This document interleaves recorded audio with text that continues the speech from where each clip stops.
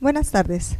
A nombre de la Universidad Autónoma de Baja California y el Instituto de Investigaciones Culturales Museo UABC, les damos la más cordial bienvenida a la conferencia inaugural del semestre 2025-1 que lleva por nombre Imperio de la Anulación del Otro como método de la dominación.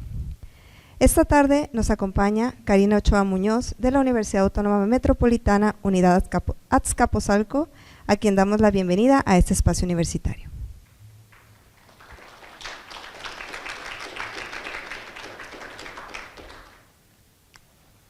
Para dar inicio a nuestro programa, me permitiré leer algunos datos de nuestra invitada. Karina Ochoa Muñoz estudió la licenciatura en Sociología, la maestría y doctorado en Desarrollo Rural en la Universidad Autónoma Metropolitana. Actualmente es profesora investigadora del Departamento de Sociología de la UAM Azcapotzalco y es parte del núcleo académico del doctorado en Estudios Feministas en la UAM Xochimilco. Ha colaborado con diversas organizaciones rurales en México, así como con organizaciones sociales y colectivas feministas en América Latina. Es cofundadora e integrante de la Red de Feminismos, Cultura y Poder, Diálogos desde el Sur e integrante desde Colonial International Network. Forma parte de la articulación continental Abya Yala Soberana. Ha dictado conferencias y seminarios en América Latina, el Caribe, Estados Unidos, Filipinas y Europa. Es una de las exponentes de los feminismos descoloniales de Abya Yala. Y para dar inicio a esta charla, cedo la palabra a nuestra invitada. Bienvenida.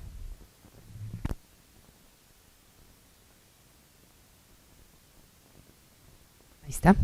Y bueno, algunas de nosotras ya veníamos trabajando desde los días anteriores, entonces nuevamente bienvenidas y también bienvenidos, bienvenidas, bienvenides a compañeros y compañeras que se integran el día de hoy a esta conversación.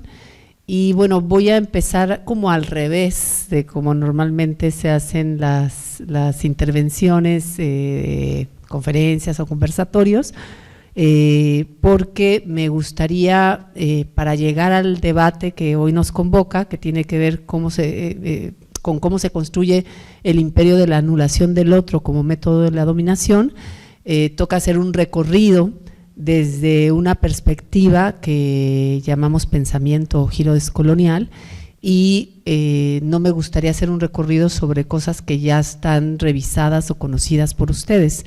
Entonces me interesa saber cómo, en qué lugar estamos respecto al debate descolonial, si lo conocen, si han escuchado, si han leído algunos autores o autoras, cuál es su acercamiento y en función de eso yo poder arrancar en este recorrido pues a partir de que veamos un poco en qué lugar nos encontramos. Entonces, en realidad voy a empezar pasando el micrófono de aquel lado para preguntar si alguna de ustedes conoce el debate descolonial, qué conoce, qué autores, cuáles son los registros que han encontrado respecto a este debate, o si de plano no hay mucho conocimiento, que también está bueno saberlo, para ver cómo voy haciendo yo el recorrido de esta conversación para llegar al lugar donde me interesa conversar con todos y todas y todos ustedes, ¿no? Entonces, no sé si alguien quisiera tomar la palabra y contarnos qué han escuchado, qué han leído, cuáles son las referencias que tienen respecto al debate descolonial de la Abya Yala o de América Latina.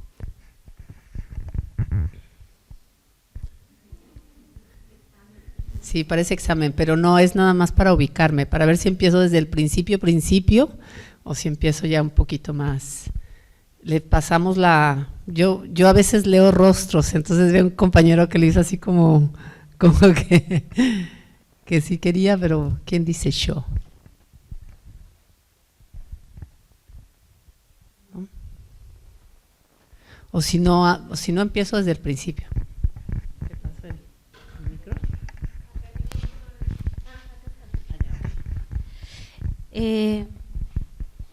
Sí, buenas noches. Bueno, pues creo que es un montón de información la que acá se ha planteado en el instituto. Hemos revisado a Walter Mignolo, yo personalmente todo este trabajo que hemos estado haciendo en estos días, pensaba mucho en la propuesta de los feminismos comunitarios, que es lo que yo trabajo, ¿no? y la propuesta de las feministas comunitarias mayas, y pensaba como en todos estos discursos contrahegemónicos que hemos estado hablando mucho de todas estas narrativas del cuerpo, las opresiones, y cómo hay otras propuestas que existen, y ayer lo mencionabas, ¿no? Desde los pueblos originarios principalmente, y pues nada, ayer mencionabas a Brenny Mendoza también, pues no sé, son como los que se me vienen ahorita a la mente, Ramón Grossfogel, por supuesto, y bueno, ando un poco bloqueada ahorita, pero es más o menos lo que hemos, al menos desde mi postura, es lo que trabajo de las feministas descoloniales. No sé si alguien más hay alguna lectura, alguna temática, alguna reflexión asociada al debate descolonial, o no mucho.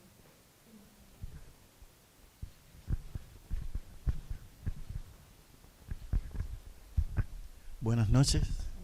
Bueno, yo trabajo precisamente con las afrofeministas, Lelia González, Ochi Curiel, pues, y todo ese grupo de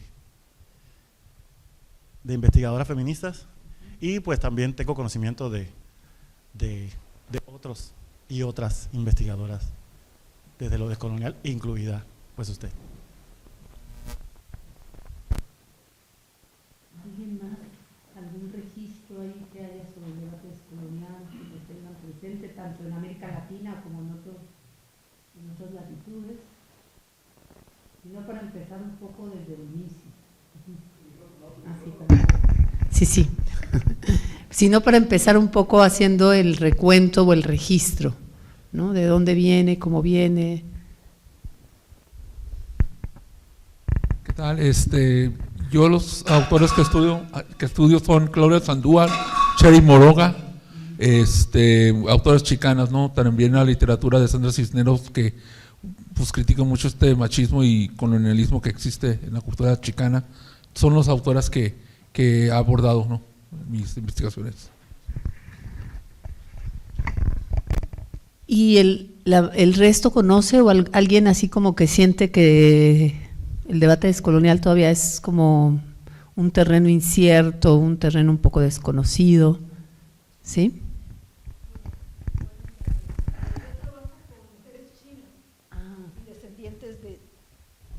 Gracias. Yo trabajo particularmente con mujeres chinas, descendientes de chinas, y esto de lo decolonial, debo confesar, es un poco nuevo para mí. Entonces, he estado leyendo algunas de ellas, Ochi Curiel principalmente, María Lugones. Entonces, quiero ver cómo puedo yo articular, que lo encuentro pues interesante, ¿no?, estas teorías, particularmente con las mujeres chinas, y las mujeres chinas jóvenes particularmente. Bueno, quizás sea pertinente hacer un como recorrido breve, claro, desde mi perspectiva, de cómo emerge el debate descolonial en Abya Yala. Abya Yala es un concepto, o es un nombramiento más que un concepto, cuna de los indígenas que hoy se ubican en el Panamá y que también estuvieron en Colombia, para nombrar este continente que hoy conocemos como América, ¿no? Y para nombrar no solo el continente o el territorio continental, sino también el territorio caribeño. Y desde esta región ha habido una apuesta política por nombrar a Abya Yala con ese nombramiento ancestral, ¿no?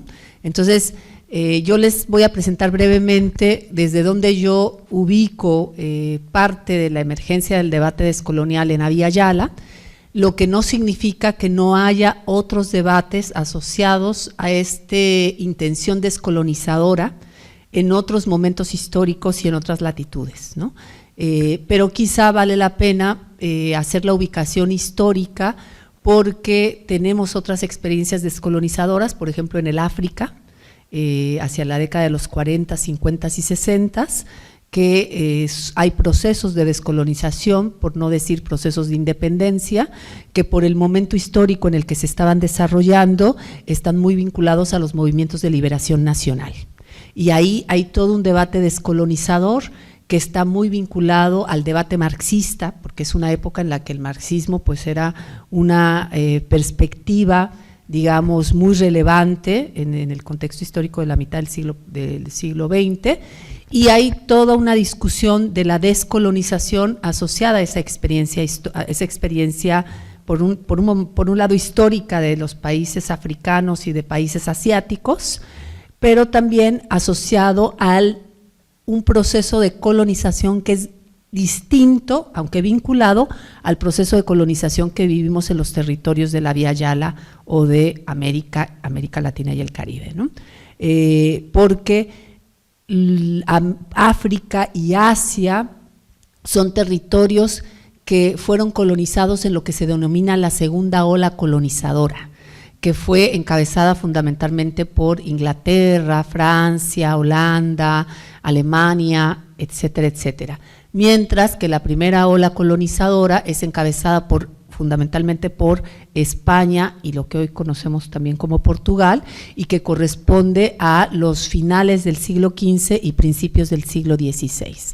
Y estas dos olas colonizadoras también están asociadas a procesos internos que se desarrollan en Europa. Hay un texto de Breni Mendoza muy interesante donde ella plantea justamente cómo el Tratado de Westfalia, que se firma en 1648, si no estoy muy equivocada, posibilita la pacificación interna de Europa y es la que va a dar el impulso a la segunda ola colonizadora que va a encabezar Inglaterra, Alemania, Francia, etcétera, ¿no? Entonces, hay diferentes debates de la descolonización que no son los debates del giro descolonial, ¿sí? La poscolonialidad, el debate poscolonial es también parte de esos debates que se dan en lo que llamamos el sur global, o sea, que emergen en territorios que estamos trazados y estructurados por la experiencia colonial. Y el debate postcolonial tiene por un lado el referente de las experiencias coloniales en las zonas no solamente de África también, sino de el Medio Oriente. Uno de sus grandes exponentes es Edward Said, quien escribe en la década de los 70s el libro de Orientalismo, que va a sintetizar parte de las apuestas de lo postcolonial, ¿no?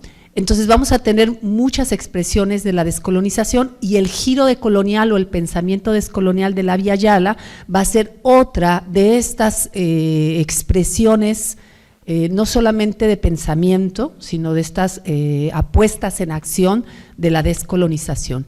Y va a ser, lo que quiero yo plantear es cómo tiene un surgimiento peculiar que le da características diferentes al debate postcolonial o a los debates de la descolonización que vienen de toda la influencia de los movimientos de liberación nacional en África, por ejemplo, ¿no?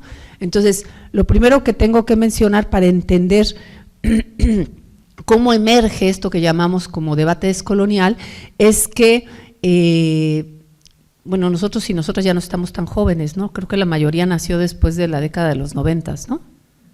O antes, quizá, ¿no?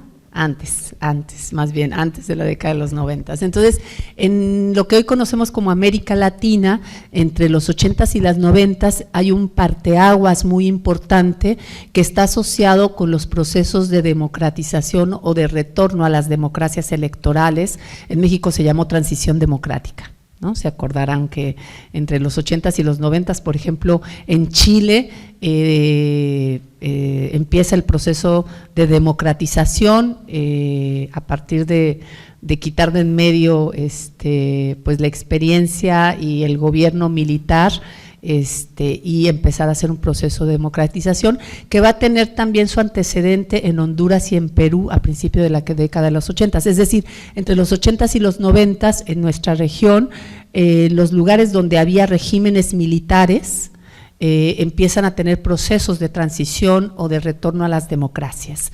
Pero con estos procesos también viene acompañado, o estos procesos vienen acompañados de las políticas neoliberales, ¿no?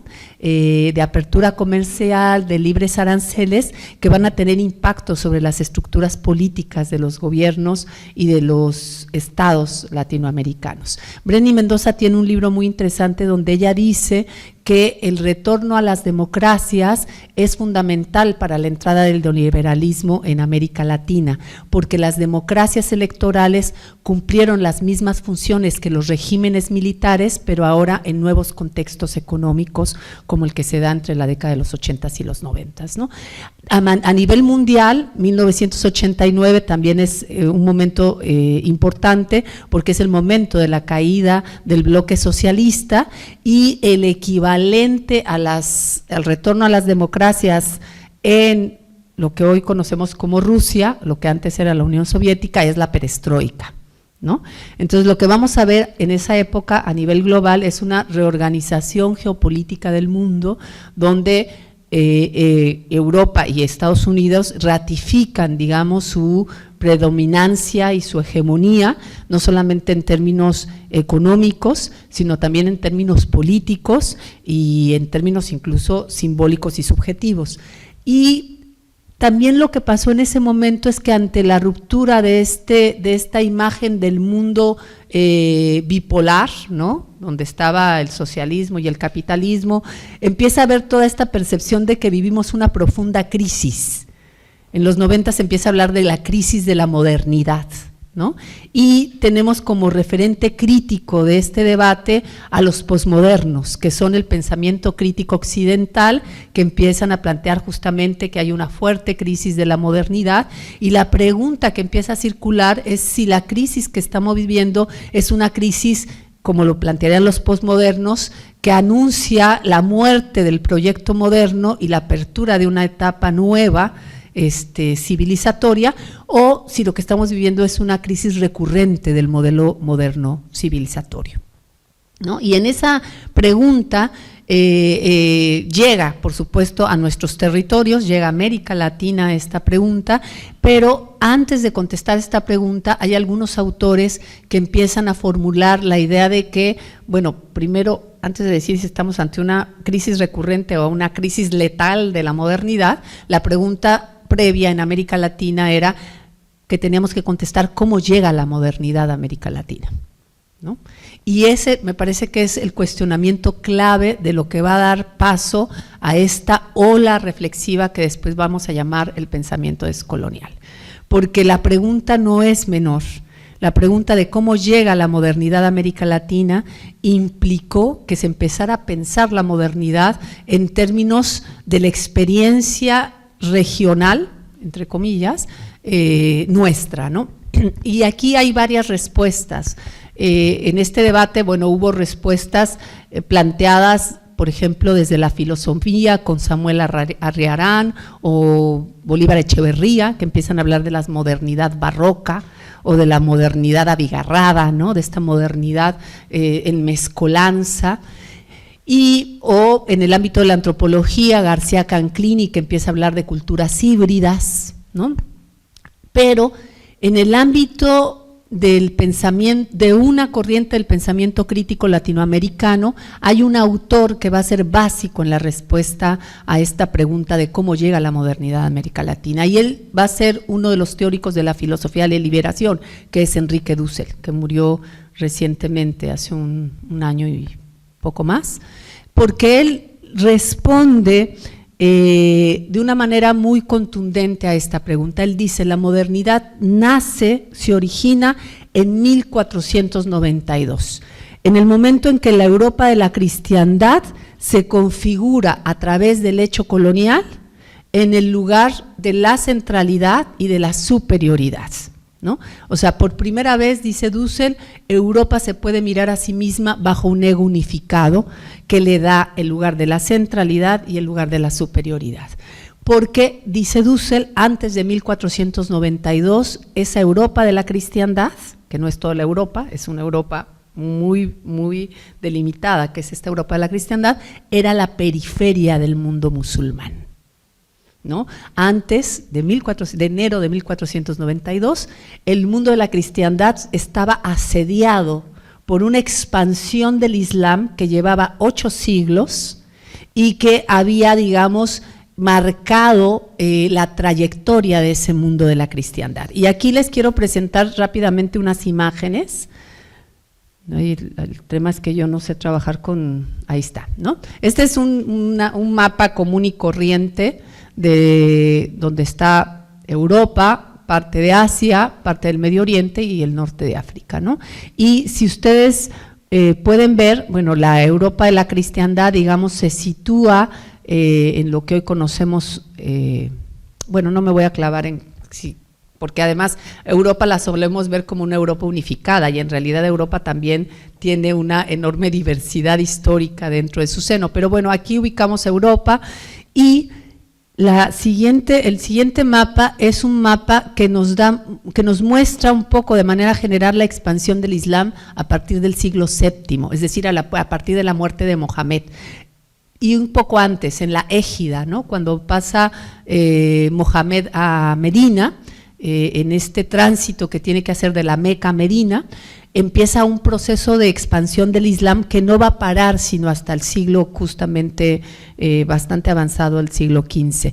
Y vamos a ver cómo empieza la expansión por Arabia a la muerte del profeta, del 622 al 632, que es esta parte de Arabia, y luego las conquistas de los primeros, bueno, les llaman conquistas, pero la expansión de los primeros califas que van del 632 al 661 aproximadamente, y luego la expansión de los omeyas. La de los primeros califas es la de Siria, Persia, Egipto, y luego vamos a ver en color así como amarillito mostaza la expansión de los omeyas, que llega, si se dan cuenta, hasta la India, muy entrada a África, que diga Asia, y por otro lado el norte de África, el Magreb, y la parte de lo que hoy conocemos como Portugal, España y hasta el sur de Francia. O sea, hay una expansión que entra, digamos, al sur de Europa por la parte de Portugal, lo que hoy conocemos como Portugal, España y el sur de Francia.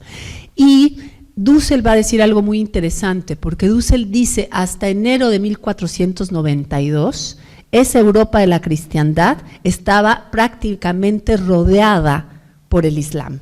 Y si se dan cuenta, o sea, el comercio se concentraba en Asia y la ruta comercial que pasa por el Mediterráneo y que pasa por el Medio Oriente, pues estaba completamente captada o cooptada por el Islam. Entonces, justo cuando en el Islam se habla de esa etapa o época dorada, se está hablando de esos siglos de expansión, mientras que de manera referencial al mundo de la cristiandad de esa época se le llama el oscurantismo, la Edad Media, la Edad Oscura.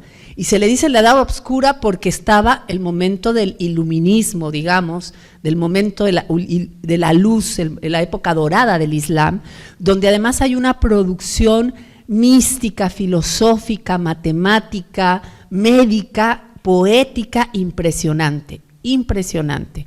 Aquí les voy a mostrar simplemente un ejemplo de toda esa producción, desde los movimientos siíes, desde la escuela jurídico-coránicas, el movimiento sufi, con autores muy diversos. A mí particularmente uno de los pensadores místicos de la filosofía árabe musulmana que me parece súper potente es Ibn al-Arabi, pero vamos a encontrar una cantidad en esos 8 siglos impresionantes de producción místico-filosófica sufi que pasa por diferentes problemas, uno de los cuales tiene que ver con el tema de la justicia divina. Hay un movimiento que es el movimiento Mutasili, que bueno, es el punto de partida para el debate sobre el libre albedrío y la unidad de Dios, ¿no? Que son debates de carácter filosófico también, no solo místico. Entonces,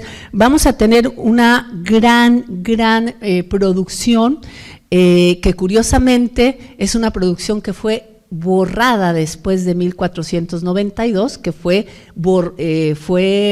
digamos, encubierta, diría Dussel, en el sentido de que toda esta producción epistémica, toda esta producción mística, toda esta producción filosófica fue recuperada sin lugar a dudas en el Renacimiento y antes del Renacimiento, porque está comprobadísimo que muchas de las traducciones que llegan a los cristianos de habla hispana, de las traducciones de Aristóteles, de Platón, son traducciones que vienen del griego al árabe y del árabe al español. O sea, que pasan por las traducciones de estos pensadores sufís, de estos pensadores de las escuelas coránicas, etcétera, etcétera. Los debates con Platón y Aristóteles están presentes en las diferentes vertientes de la filosofía mística musulmana, y ahí tenemos, por ejemplo, a Averroes, que es uno de los autores racionalistas platónicos, pero tenemos en contraparte a otros, a Avicennas y a otros autores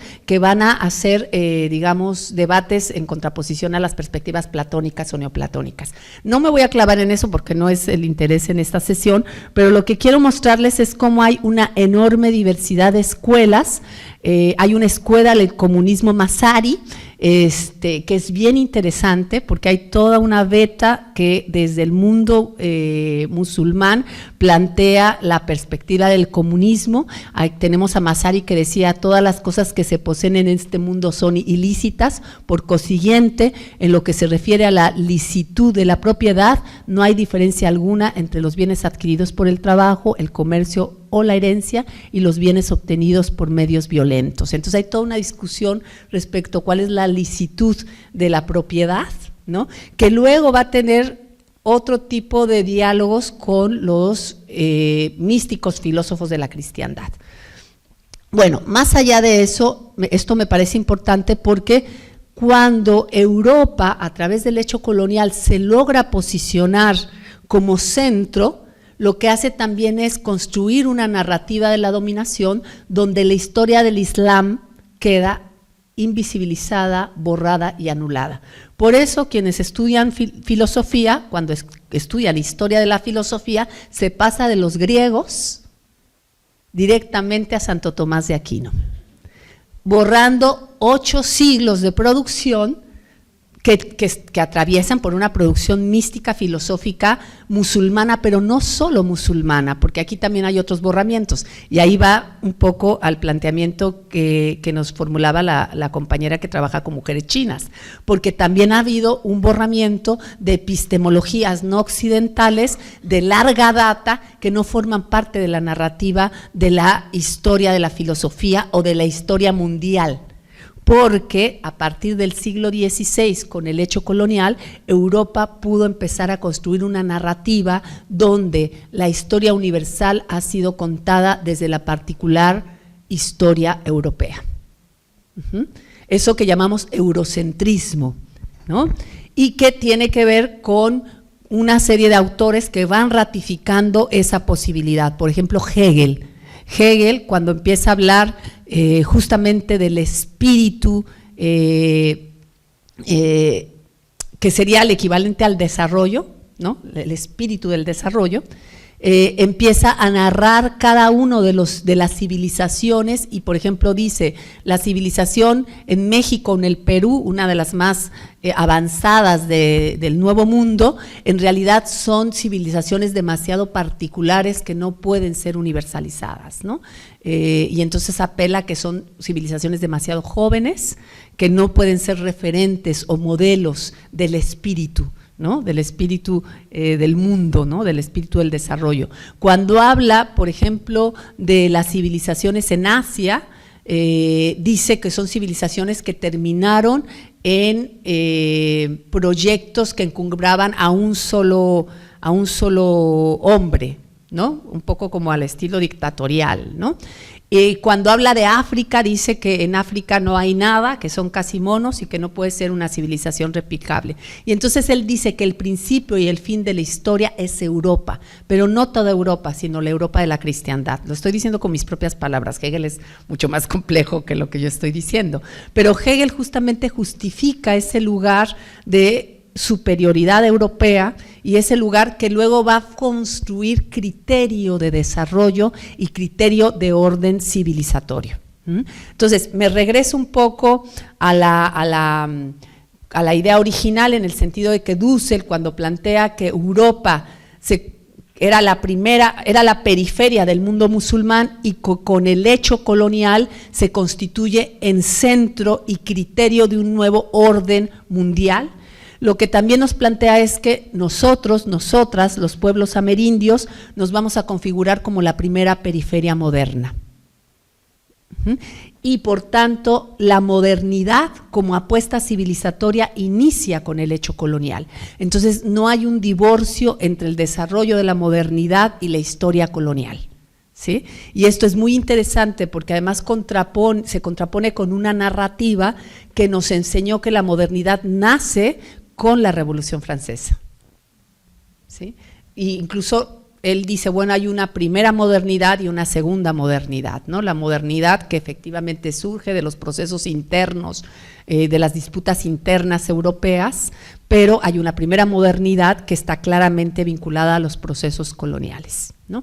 Y bueno, yo hace poco fui al norte de África y cuando planteé esto me dijeron, bueno, aquí siempre nos han enseñado que la modernidad nació en 1492. Me pareció súper interesante.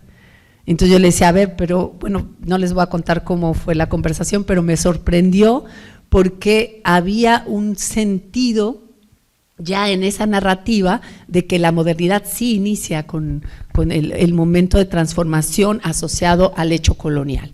Bueno, ¿qué pasa entonces? Dussel hace este primer planteamiento y a partir de este planteamiento se empiezan a desarrollar una serie de reflexiones respecto al entendimiento de la modernidad como proyecto civilizatorio, a los cuales se suman muchas voces, las voces de Walter Mignolo, de Edgardo Lander, de Arturo Escobar. Muchos de estos autores son autores que están en las universidades norteamericanas, pero que son de origen latinoamericano, ¿no?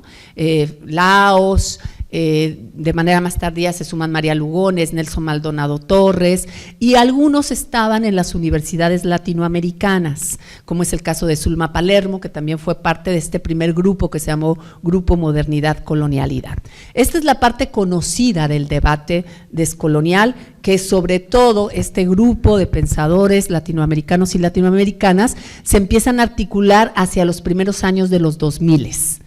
Pero ojo, lo que no se cuenta de esta historia es que en la década de los 90, el momento en el que estábamos en el proceso de las transiciones democráticas o el retorno a las democracias electorales, la entrada de las políticas neoliberales y la transformación de los estados latinoamericanos de cara a esta apuesta neoliberal, lo que no se cuenta es que en América Latina también estaba habiendo procesos sociales y movilizaciones sociales que estaban también poniendo en el terreno de discusión estos debates, mucho antes incluso que estos autores, que en realidad yo sostengo que abrevan de estos movimientos para posicionar estos debates. Y tenemos un primer proceso, bueno, desde la década de los 80 tenemos la emergencia de la CONAIE, de la Confederación de Nacionalidades Indígenas del Ecuador, con el movimiento catarista, que es muy importante, pero particularmente en 1992 en nuestra región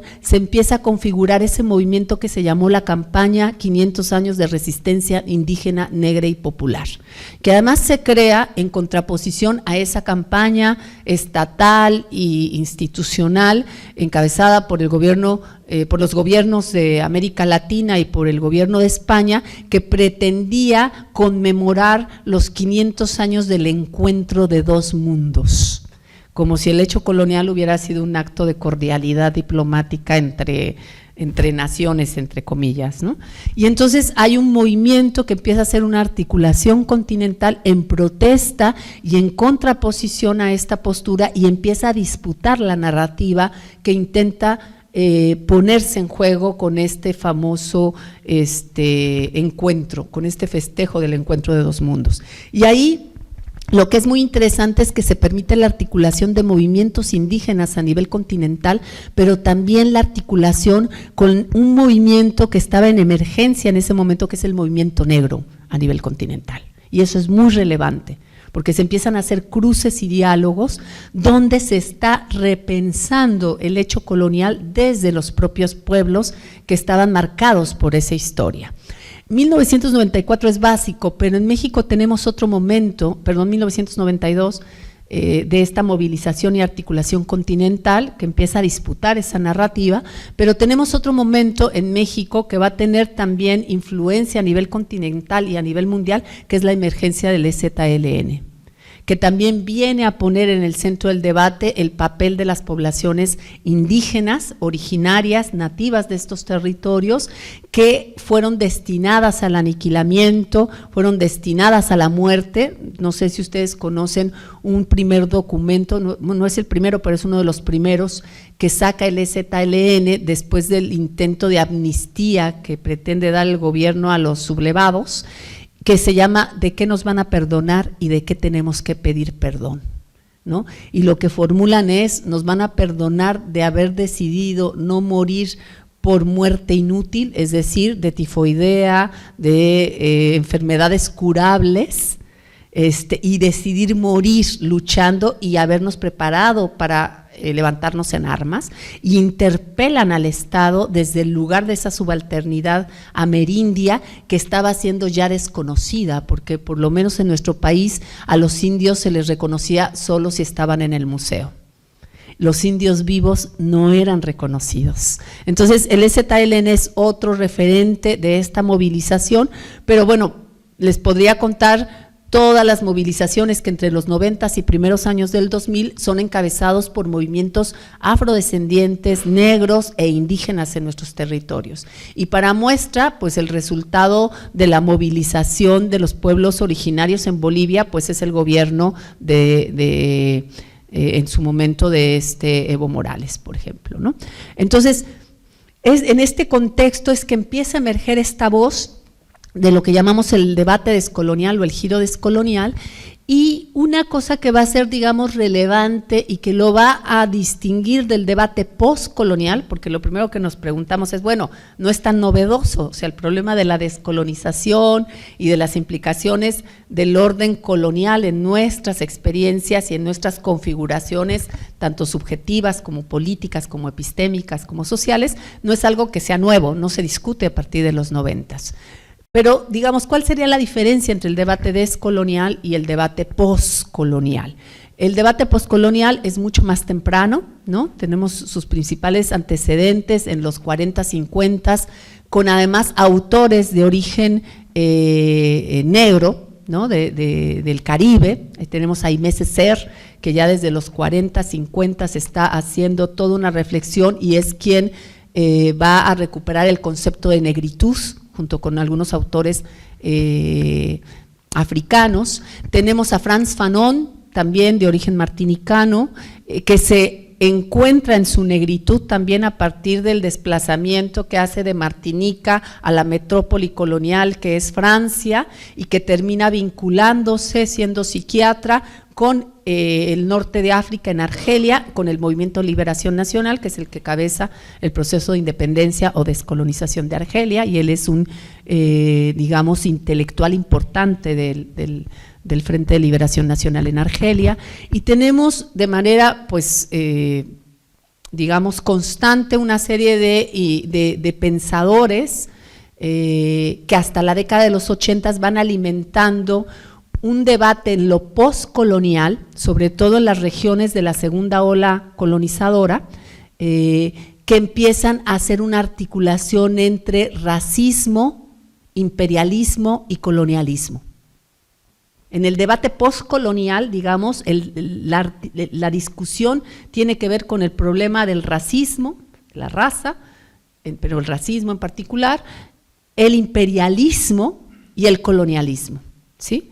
Y va a tener todo un trayecto de discusión hasta llegar, por ejemplo, a los estudios subalternos de la India en la década de los 80, con Ranajit Guha, con Spivak, Chakrabarty, etcétera, etcétera, con muchos autores, la mayoría de ellos inicialmente historiadores, luego se incorporan filósofas y feministas a este debate, que van a tener una expresión de la preocupación postcolonial de la India, por ejemplo, ya en la década de los 80s, donde justamente empiezan a interpelar cómo las élites hindús, ¿no?, de la India e hindús, de la religión hindú, replican las lógicas de la administración colonial, aun cuando ya se independizaron, ¿no? Hay toda una discusión también postcolonial incrustada en lo que llamamos los estudios subalternos de la India.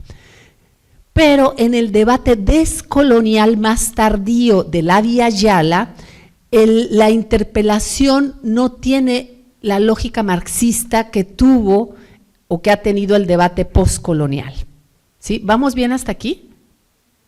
¿Sí? O sea, no está en el momento histórico de los 60, 50, 60, 70, 80, sino está en un debate histórico donde el problema de la descolonización ya no solamente está asociado al problema del capitalismo y por tanto cifrado en términos marxistas, no porque el marxismo no siga siendo elemento de referencia.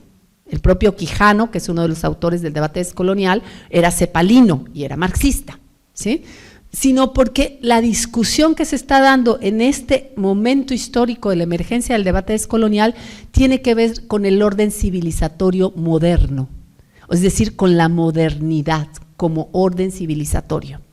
Ya no se está discutiendo el problema del capitalismo en su vínculo con el imperialismo y el racismo, sino se está discutiendo el hecho colonial que está marcado por la lógica racial, sin lugar a dudas, pero que configura un orden civilizatorio que llamamos moderno. Entonces se está cifrando en términos del debate de la modernidad, no sé si me siguen.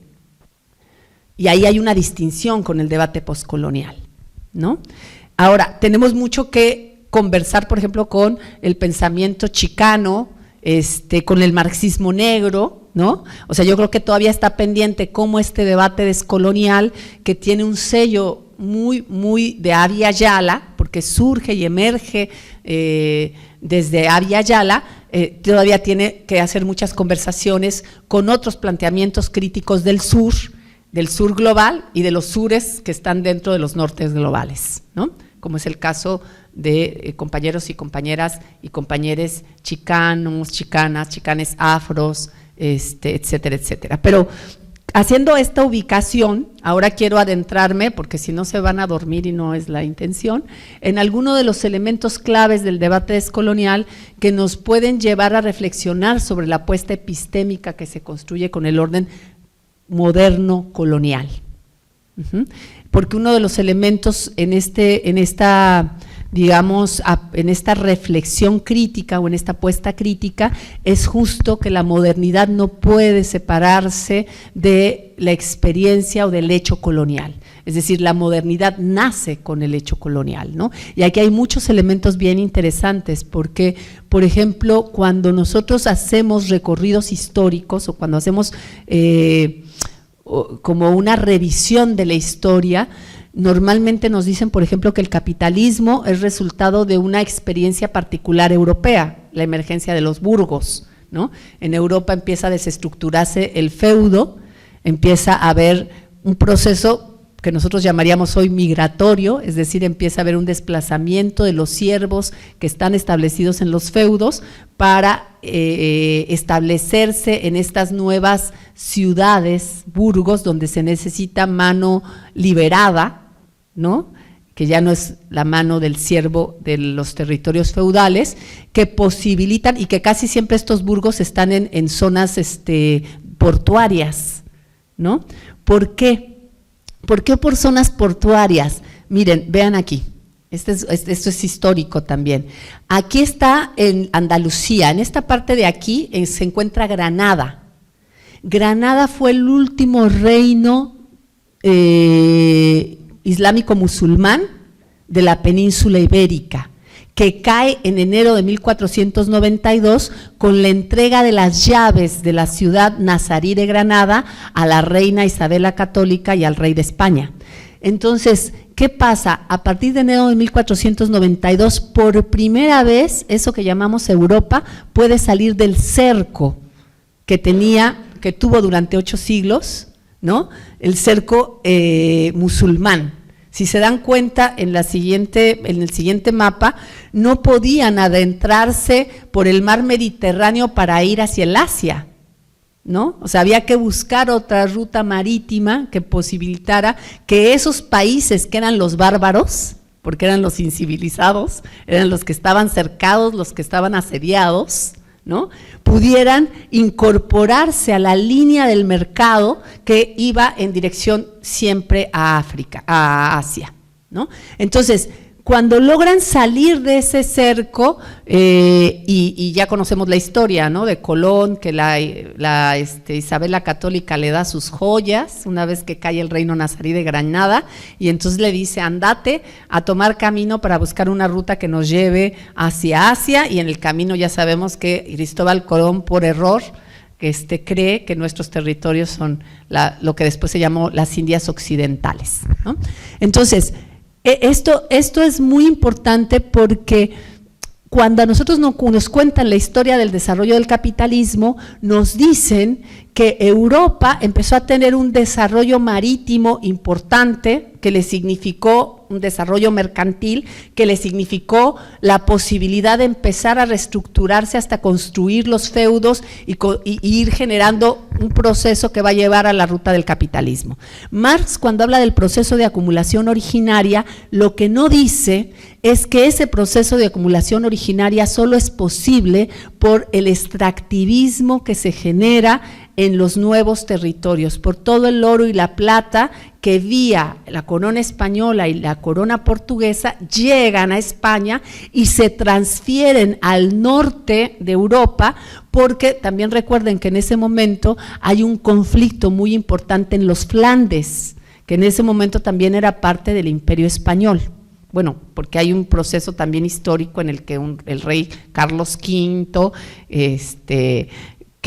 donde había como alianzas matrimoniales que hacen que haya una unificación de reinos que vienen desde la zona de los Flandes para que se haga toda esta imperio español. No les voy a contar mucho porque además no es que sea la más especialista en ese tema, pero además me alargaría más, pero lo que pasó es que sabemos que había conflictos intestinos y esos reyes empezaron a utilizar el recurso que venía de esos nuevos territorios para empezar a contratar ejércitos mercenarios que acallaran esas rebeliones, y esos ejércitos mercenarios eran ejércitos del norte, ejércitos profesionales, y empieza a llegar el oro y la plata a esos territorios donde van a aparecer lo que Marx va a llamar los primeros bancos, ¿no?, o los prototipos de bancos. Entonces, a nosotros nos cuentan el desarrollo del capitalismo como si fuera el acto de excepcionalidad que sucede en Europa cuando es el acto del hecho colonial y el extractivismo de las riquezas de pueblos que fueron colonizados, que fueron sustraídos de sus riquezas y sus vidas y que posibilitaron la transformación de Europa. Y aquí en las narrativas históricas que se nos presentan, lo que hay es un acto de desconexión y de borramiento. Se nos cuenta la historia particular europea sin contar la historia del extractivismo europeo que posibilita el desarrollo de Europa. Pero ese borramiento es básico, porque si nos contaran ese borramiento, nosotros tendríamos una conciencia histórica de ser poblaciones sometidas históricamente. ¿Sí me explico? Hacer el borramiento, y esto es a donde yo quiero llegar también en breve, son parte de los mecanismos y del método de la dominación. La desconexión, la apropiación y los borramientos son métodos de la dominación que se expresan en las narrativas históricas, pero que también se expresa en el método científico. ¿Y cómo se expresa en el método científico? Por ejemplo, en la idea de la erudición, el erudito, como si un día se levantara alguien con mente brillante y descubriera algo que surgió de su cabeza, porque lo que no nos dicen es que el erudito produce esa erudición a partir de una conversación o a partir de un proceso que si nosotros hacemos las conexiones nos daremos cuenta que ese erudito no es erudito. que ese erudito está conversando con Hegel, que ese erudito está conversando con Platón, que ese erudito está conversando con Ibn al-Arabi, con Averroes, con Maimónides, no sé, ¿no? Nosotros hacemos conocimiento a partir de esa conversación, pero cuando lo presentamos como de autoría propia, porque lo que hacemos es reproducir el método de la dominación, que es el método de la desconexión, de la apropiación, o sea, del extractivismo epistémico o de los borramientos. Pero ese método es mucho más complejo, porque no solamente tiene que ver con el acto epistémico, tiene que ver con un acto ontológico que está implícito en el proceso colonial, porque con el hecho colonial no solamente se borró la historia del mundo musulmán, sino que además se justificó y se estableció como criterio la anulación del otro no occidental y de la otra y del otro no occidental. Es decir, el método de la dominación tiene como referente un acto ontológico, que es el acto de la negación del otro. ¿Y cómo fue esa negación del otro? ¿Voy muy rápido? ¿Vamos bien?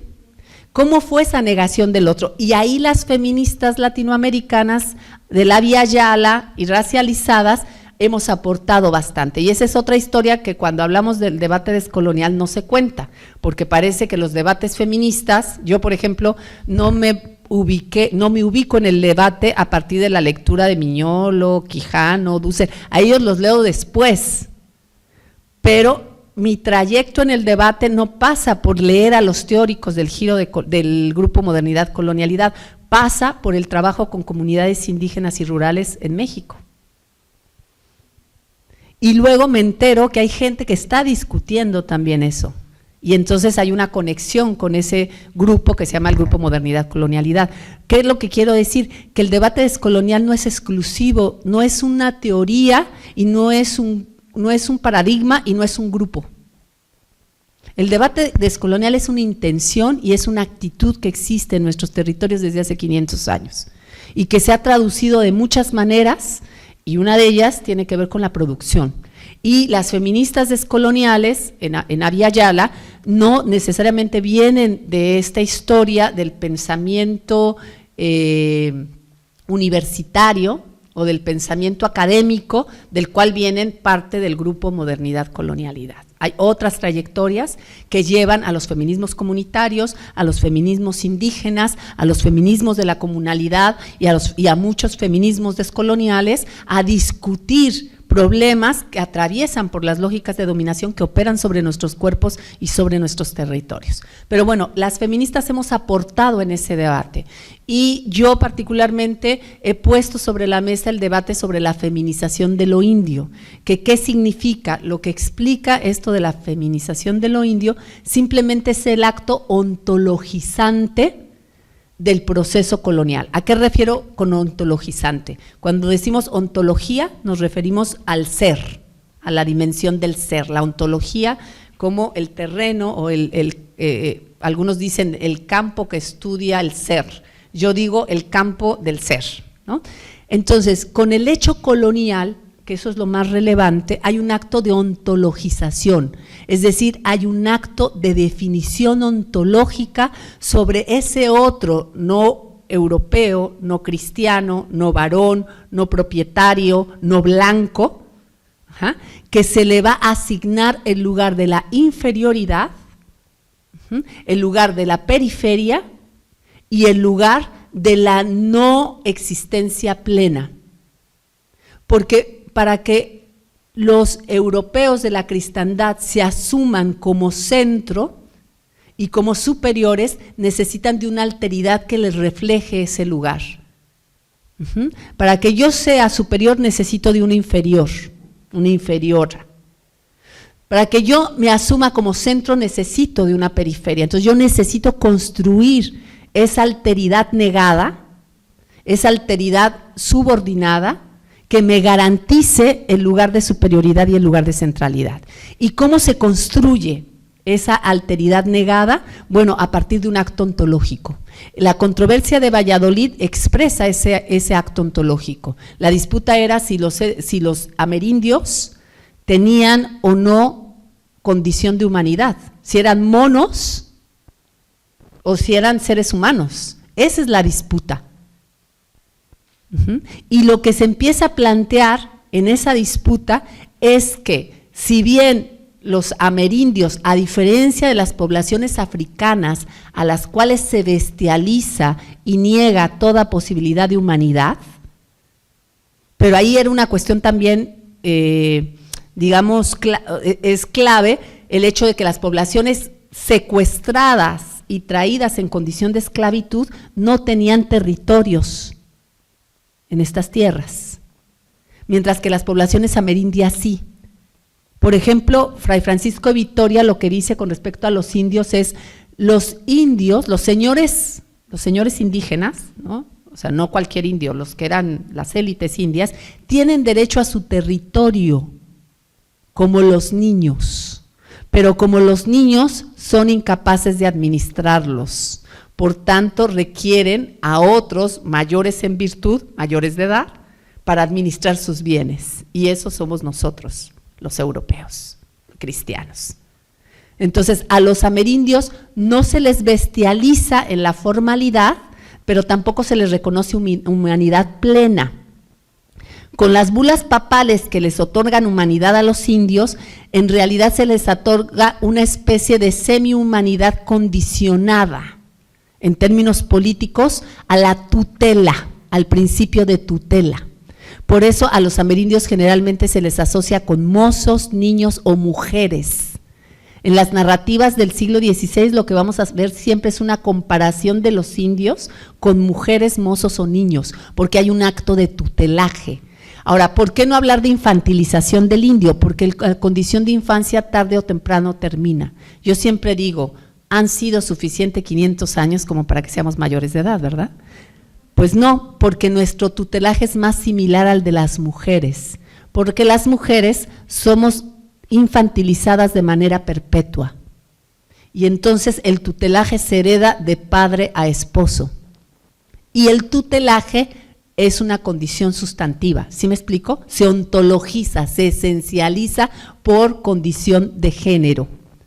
Entonces, cuando vienen los conquistadores y colonizadores, hay un proceso de feminización de ese otro, de encubrimiento, de no reconocimiento, de negación de ese otro, a través de un acto que tiene como referente a la otra cercana. Nosotros somos, los pueblos amerindios nos convertimos en el otro lejano, pero la otra cercana, que es la mujer de la cristiandad, es su referente de dominio, y no puede ser referente de dominio un otro externo, porque el otro externo era el musulmán, y el musulmán no era inferior al cristiano europeo. El referente de dominio no está fuera, el referente de dominio está dentro. Entonces lo que se replica son los dispositivos de dominación que existían sobre las mujeres de la cristiandad. Por eso modernidad colonial implica modernidad patriarcal. Y cuando las mujeres en América Latina decimos no hay descolonización sin despatriarcalización, no estamos hablando de una metáfora, estamos hablando de la esencia misma de la modernidad colonial. Porque lo que se hace es replicar esos modelos, esos dispositivos que se aplicaban sobre cuerpos cifrados o marcados por lo que hoy llamamos condición de género, las mujeres, luego esos dispositivos son transferidos. Por eso la violación como método de la dominación es un acto que se ejerce sobre las poblaciones amerindias. La violencia sexual se vuelve una violencia básica en esta construcción de la modernidad. Se transfieren esos dispositivos, pero ahora no solo se aplican sobre cuerpos marcados por el género, sino se aplica sobre poblaciones enteras. De tal suerte que el marcaje de género se transfigura en raza, porque ahora ya no es solo sobre cuerpos, mujer, ahora son cuerpos enteros, y entonces el marcaje ya no es de género, ahora es de raza. Por eso la raza y el género operan de la misma manera, son marcajes que sustancializan, esencializan y fijan. El marcaje biológico, hasta hace algunos años no podíamos cambiar de sexo, por lo tanto era permanente. Y hasta hace algunos años, antes de Michael Jackson, no podíamos cambiar de color de piel. Y entonces se vuelve un acto ontológico de esencialización, de fijación de la esencia, ¿no? Y es un proceso de carácter biológico. Por eso las feministas blancas, de manera muy temprana empiezan a cuestionar las perspectivas biologicistas y proponen la categoría de género para hacer el desplazamiento, ¿sí? Pero bueno, no me voy a meter en las discusiones clásicas del feminismo más contemporáneo. Lo que quiero decir es que cuando entonces hablamos, y esas son aportaciones que hacemos desde los feminismos descoloniales, cuando hablamos de los procesos de dominación colonial, estamos hablando del núcleo de sentido de la modernidad. Y si nosotros logramos entender cuál es el núcleo de sentido de la modernidad, vamos a entender cómo se han actualizado esos dispositivos de dominación. Hay un acto ontologizante, hay un acto esencializante a través del marcaje de sexo y raza. Por eso las feministas interseccionales también empiezan a hablar de la no separación entre raza, clase, sino de esa matriz de opresiones que no están separadas, porque desde el hecho colonial esta transfiguración en raza en género y raza hacen que no podamos pensar en las experiencias de las personas racializadas de territorios colonizados, que no lo podamos pensar de manera separada, sino de manera articulada. Eso es histórico, pues, ¿no? Pero en esencia, si nosotros logramos entender cuáles son los criterios del núcleo de sentido de la modernidad colonial, podemos entender muchas cosas de cómo se producen las lógicas de dominación en términos políticos, en términos sociales, en términos epistémicos, en términos económicos. Y aquí hay varias claves. Dussel, por ejemplo, nos dice que el proyecto de la modernidad tiene como principio una esencia de sacrificio. Dice, él habla del mito del sacrificio redentor, de la idea de la salvación.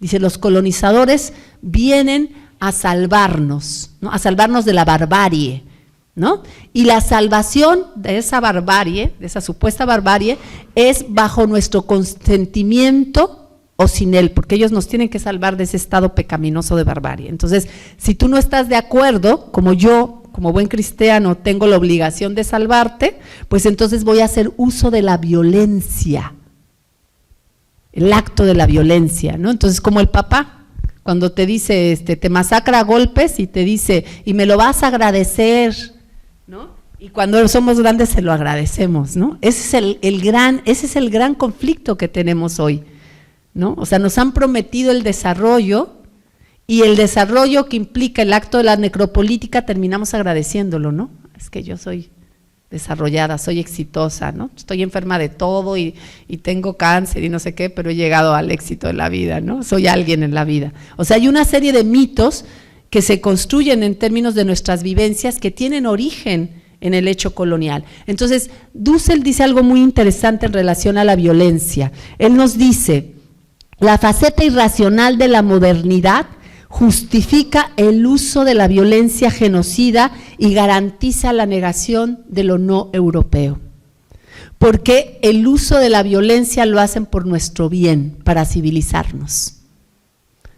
Por eso, en 1992, el gobierno norteamericano invadió Irak, ¿no? Porque iban a librar a los iraquíes y a las iraquíes de la dictadura de Hussein. Por eso invaden Siria, por eso hacen todo este tipo de genocidios en nombre de la democracia, que es el nuevo Dios, ¿no? Y lo hacen también y construyen narrativas sobre lo no europeo asociadas al terrorismo, toda la islamofobia basada en el principio del terrorismo o basada en el principio del velo de las mujeres. Vamos a liberar a las mujeres de sus verdugos, ¿no?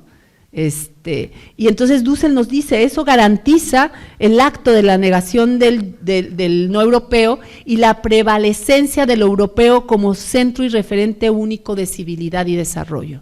Entonces, un elemento interesante en Dussel es la idea de la violencia genocida. Yo digo, aludiendo a Dussel, la violencia misógino-genocida, por la explicación que daba respecto a cómo el proyecto de la modernidad se construye bajo dispositivos del patriarcado de la cristiandad, ¿no? Entonces hay una lógica de violencia misógino-genocida que es sustantiva y constitutiva del orden moderno.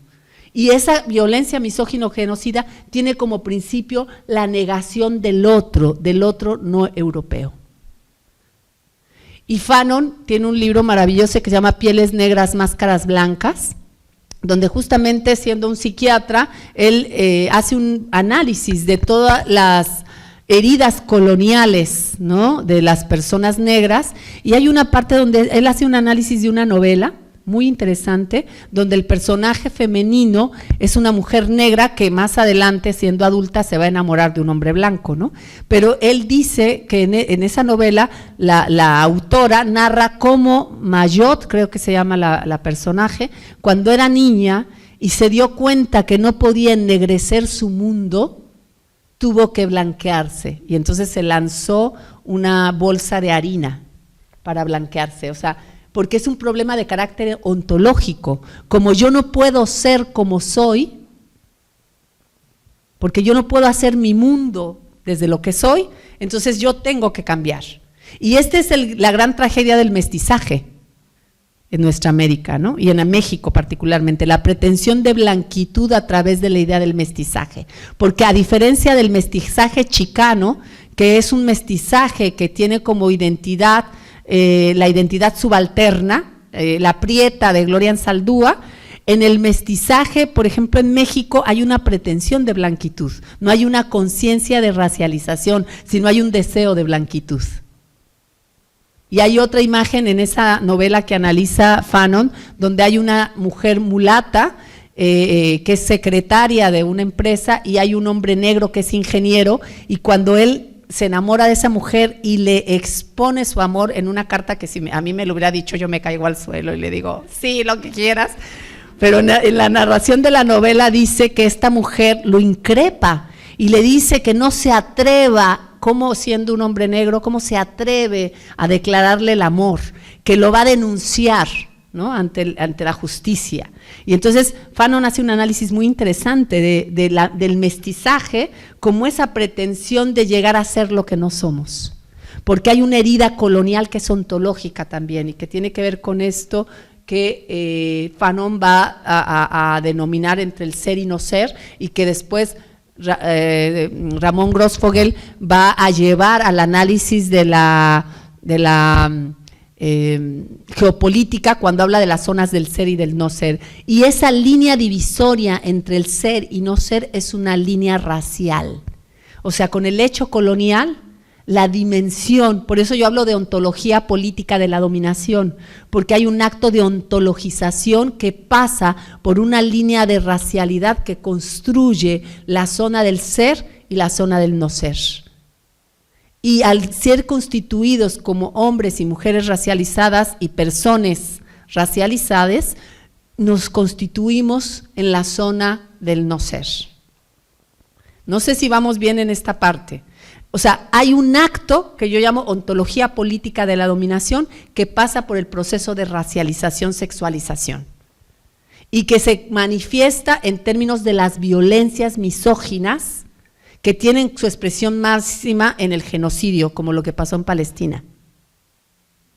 Porque como no hay humanidad, entonces puedes arrasar con un pueblo entero en aras de las expectativas capitalistas de la ganancia, ¿sí? Y entonces hay un acto también de convertir a esa otredad en un objeto y despojarla de su acto, y despojarla de su condición de humanidad. Bajo un yo, que es el yo de la modernidad, que es el yo egoico, que es androeurocéntrico. Y claro, para querer ser, tenemos que intentar ser ese yo androeurocéntrico. Entonces yo voy a todo el tiempo querer ser, y para ser tengo que tener una licenciatura, una maestría, un doctorado, una casa, un auto, me voy a operar para tener una nariz con ciertas características, voy a usar cremas blanqueadoras, me voy a pintar el cabello y voy a estar intentando permanentemente ser.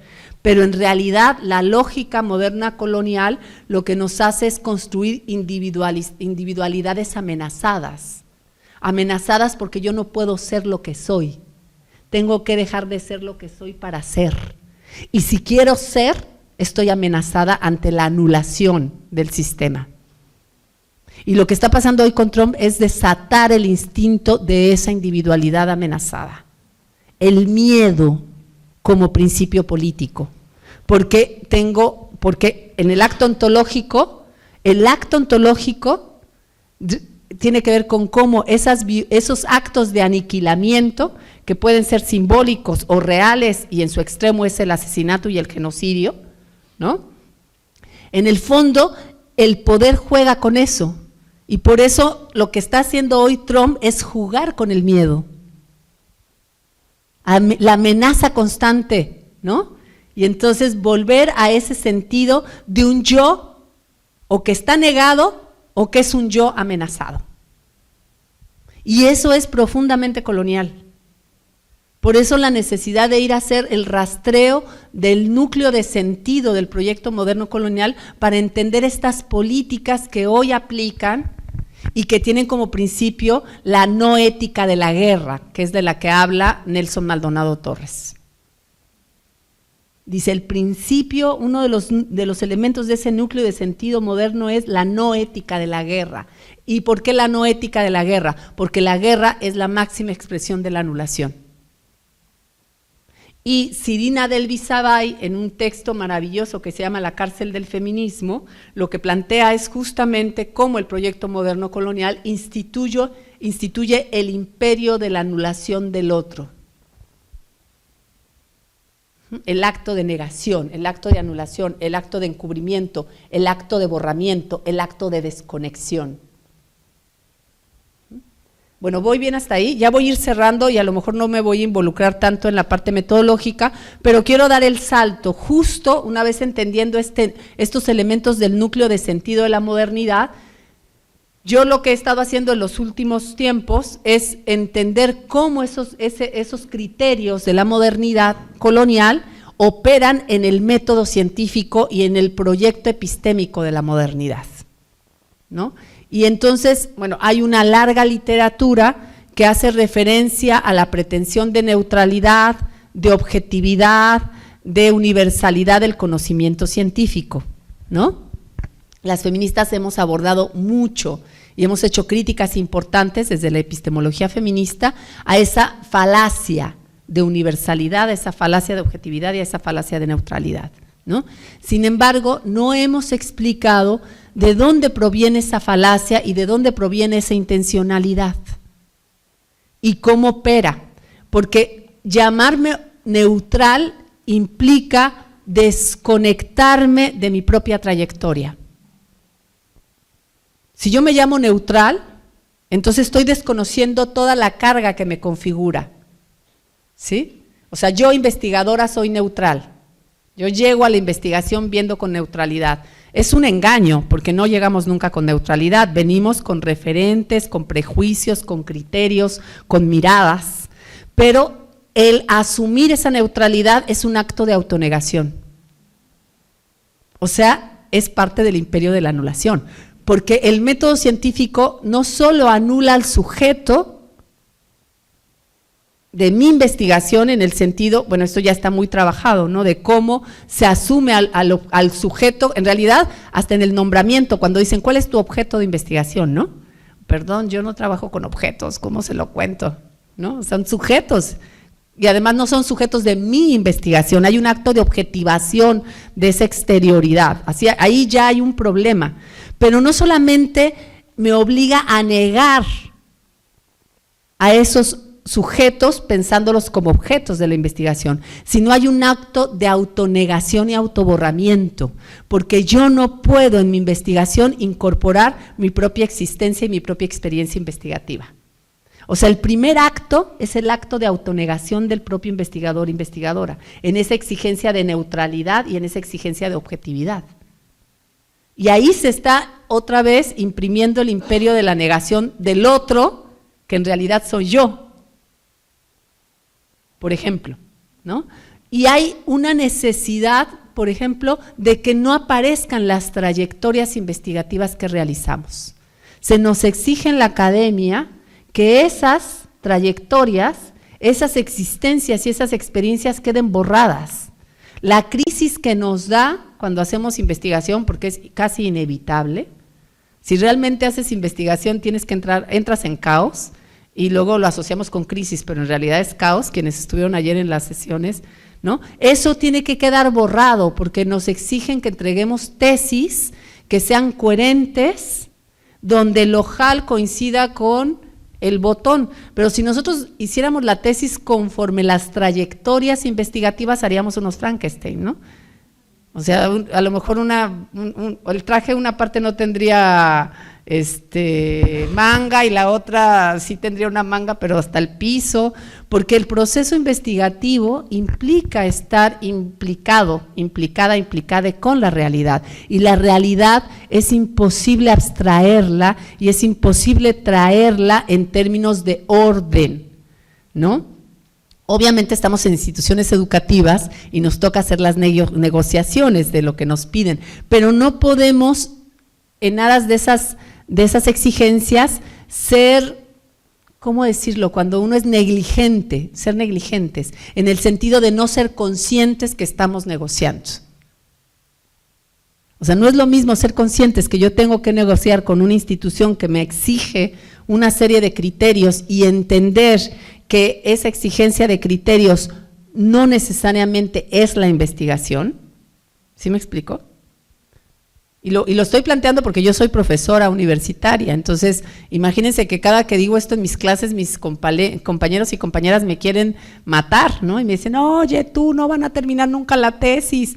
Y yo digo, no, tranquis, no se trata de que no la terminen, se trata de que seamos conscientes del lugar donde estamos parados y de las negociaciones y los acuerdos que implican estar en estas academias, ¿no? O sea, no es que vamos a quemar la academia, pero sí es que vamos a ser conscientes de esas negociaciones y de cómo mi tesis en realidad es el inicio de procesos investigativos que pueden tener mayores alcances y que no se reducen a la tesis, pero que hay que entregar la tesis, ¿sí? O sea, que seamos conscientes y responsables, sin la I, o sea, responsables, conscientes y responsables de esos procesos y de los lugares donde estamos. Y esto lo he aprendido porque yo cuando daba clases hace 10 años en la UACM, yo daba una materia que se llamaba Crítica a la Ilustración, imagínense, mi mero mole, Crítica a la Ilustración, y entonces claro, un estudiante un día me dijo, oiga profesora, ¿y usted qué está haciendo aquí dando clases en esta universidad del demonio?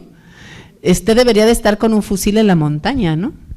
Y entonces dije, chin, es verdad, ¿no? Debería de estar con un fusil en la montaña, ¿qué estoy haciendo aquí? Me interpeló a tal grado que me hizo pensar por qué yo había elegido también la academia como campo de mis batallas. Y entonces tuve que asumir, estoy aquí y qué negocio y qué no estoy dispuesta a negociar y dónde doy mi batalla, ¿no? Y muchas veces la batalla no está en… o sea, no es que ahora no hago la tesis porque soy muy irreverente, no, es cómo construyo una tesis en los tiempos establecidos que abra, a lo mejor no resuelve, pero que abre las fisuras, que lance las primeras reflexiones en torno justo a estos cuestionamientos, porque claro, cuando queremos hacer tesis que sean más correspondientes con estas críticas, el problema que tenemos es que no solo hay que hacer la tesis, hay que desmontar las teorías establecidas, construir una apuesta a otra y luego ponerla en marcha, y eso no nos lleva 2 años.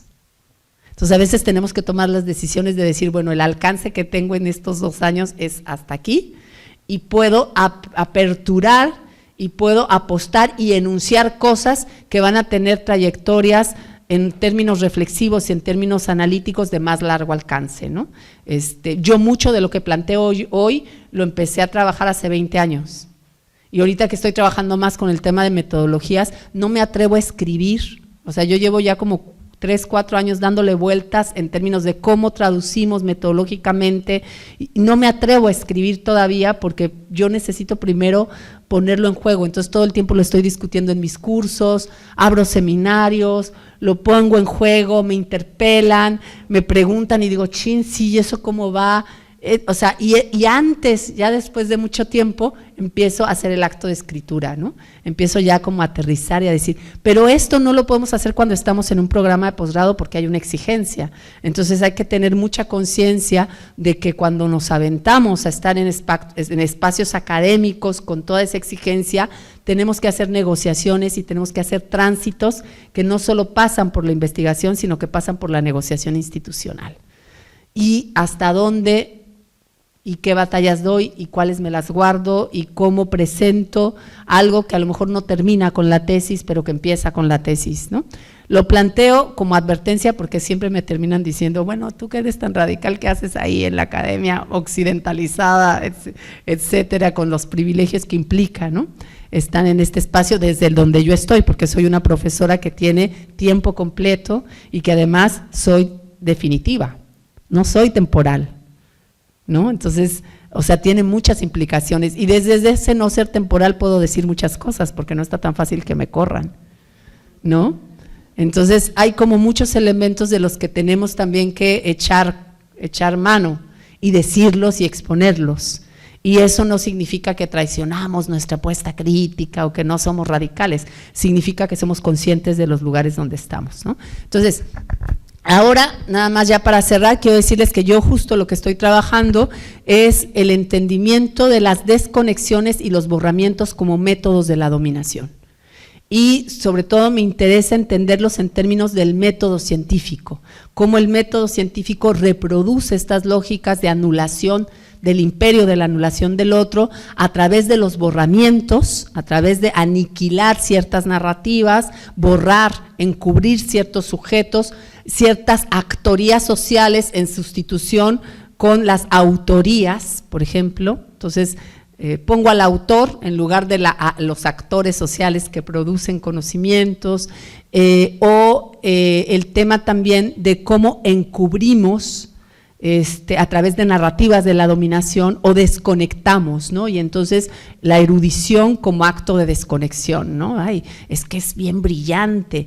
Yo hice un ejercicio hace tiempo en la Universidad de La USACH, en Chile, y me dijeron, ¿nos puedes dar un taller? Le dije, sí, pero denme 5 días, con la garantía de que van a estar las estudiantes los 5 días. Y lo que hice fue ir contando mi trayectoria en relación a lo que he producido. Pero me di la chance de decir, a ver, yo empecé así y fueron estos recorridos y estos caminos.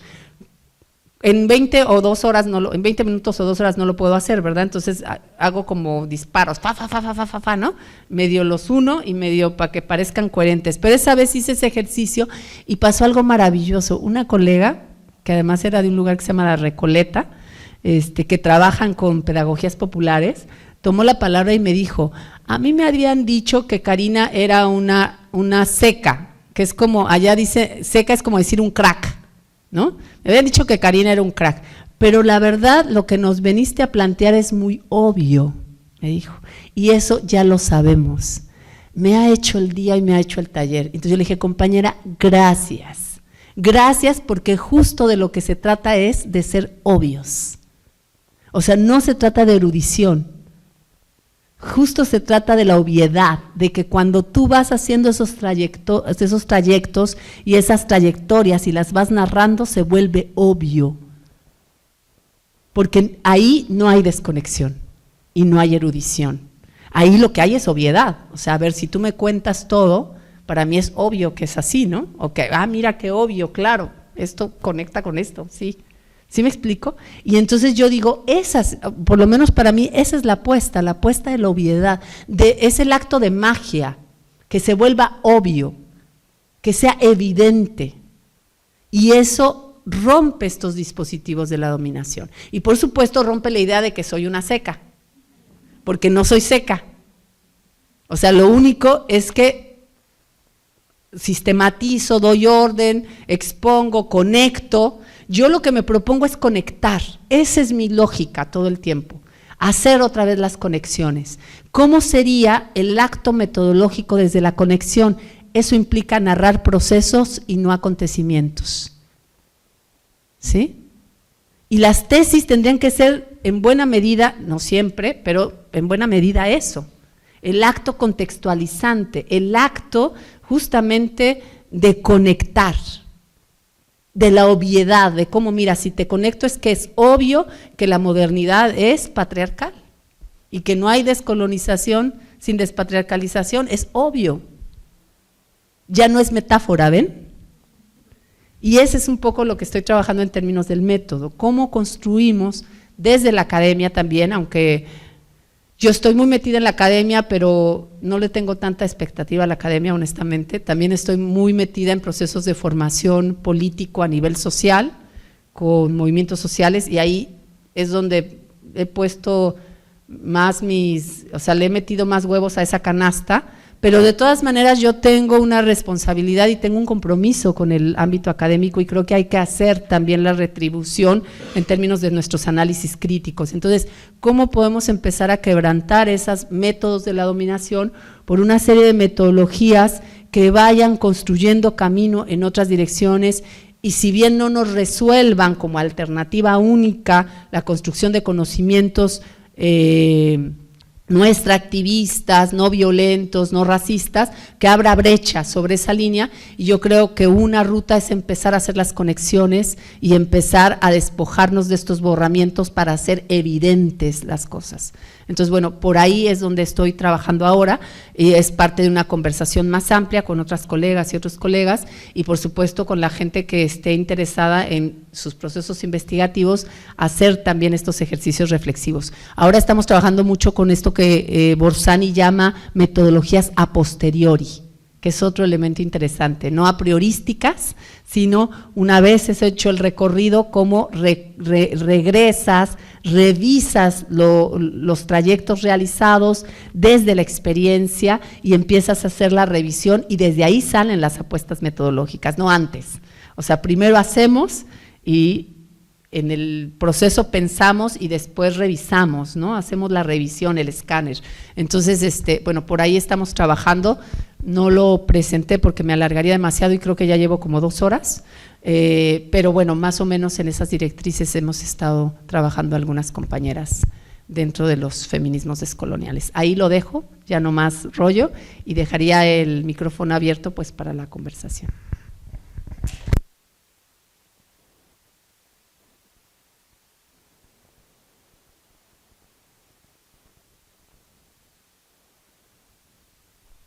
Abrimos espacio para preguntas y comentarios. Nada más, por favor, levante la mano para acercarles el micrófono.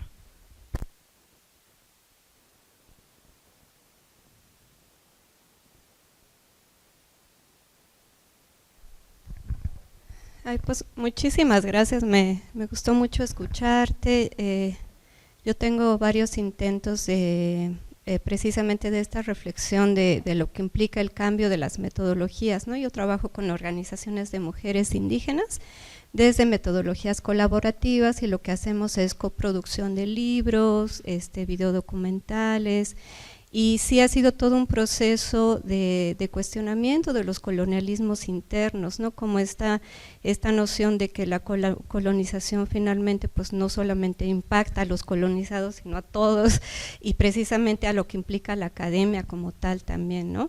Entonces, algo que en los últimos años se me ha hecho muy útil, precisamente con debates ahí con el grupo de Joan Rappaport, ¿no? Que maneja estas metodologías colaborativas, es esta parte del conocimiento situado, ¿no? Esta reflexividad. Yo en un momento en ese proceso de aprender de cómo se puede hacer una metodología colaborativa, la verdad que me perdí en el proceso, no estaba reflexionando sobre mi quehacer como académica, sino con todo el afán de ir reflejando que hay una coproducción y que están ahí las organizaciones, pero algo que me llamó la atención ya en estos últimos encuentros con Joan era esta importancia de regresar también a nosotras y decir, bueno, a ver, ¿qué estoy haciendo yo en el proceso?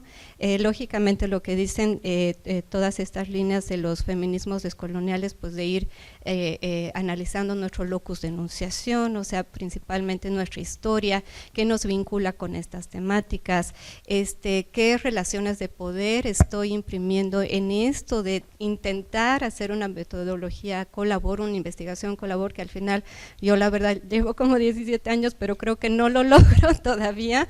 Sí está la intención, pero siempre hay como ese reto en la coproducción, o sea, realmente estamos coproduciendo, o yo termino sistematizando y escribiendo, o hasta dónde estoy recogiendo realmente estos conocimientos, estos saberes. Entonces la verdad que escucharte a mí me sirve mucho precisamente para este proceso de análisis que estoy continuamente realizando, ¿no? Entonces muchísimas gracias, me gustó mucho escucharte.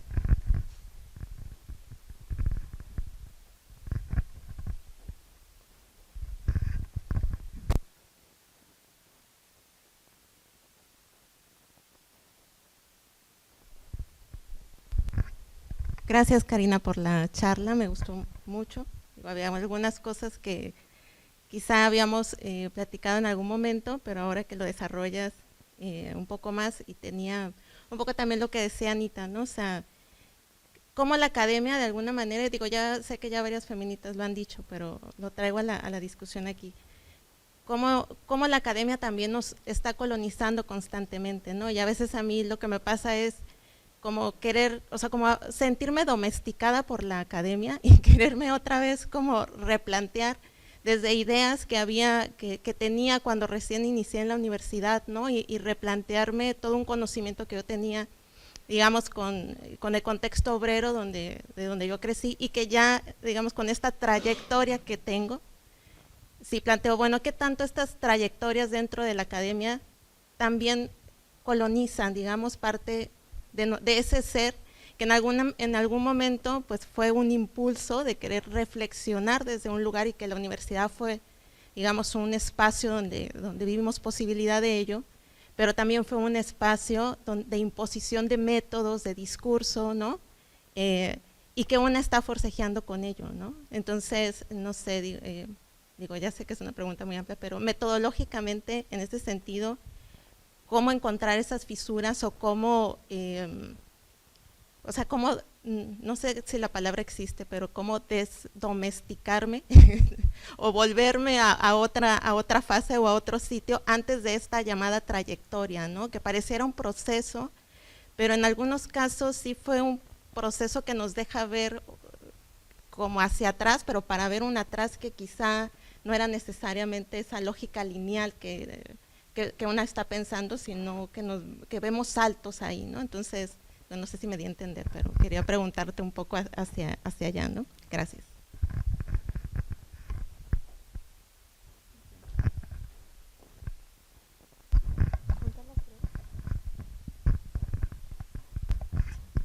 Muchas gracias, Karina. Pues estoy todavía procesando muchas cosas porque justo estoy cerrando también un trabajo de investigación con el movimiento social que tuvimos aquí del agua, y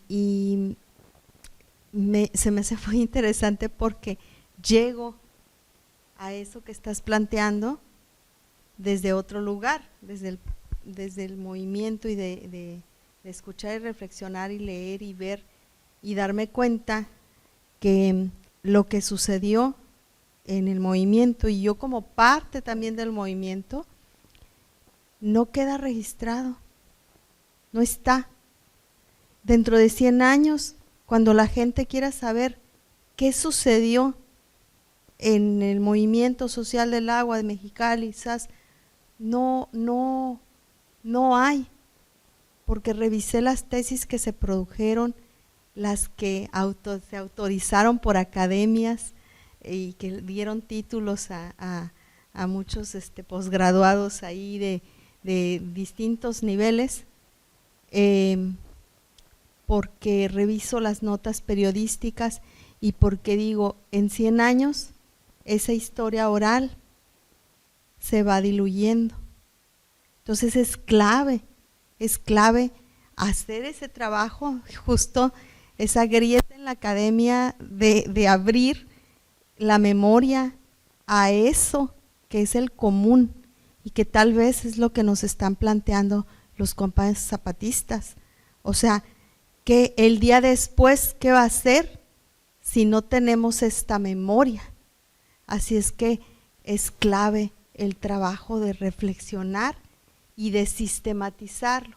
Yo estoy muy interesada en conocer más sobre esta propuesta de sistematización que estás planteando, y me encantaría si de pronto quieres leer algo del trabajo, porque creo que todavía no había encontrado, hasta que te estoy escuchando, dije, te tengo que citar y tengo que poner estas reflexiones porque no las había encontrado en textos aquí cercanos o que yo, de los que había seguido, incluyendo el trabajo del Giro Decolonial, y creo que es muy importante.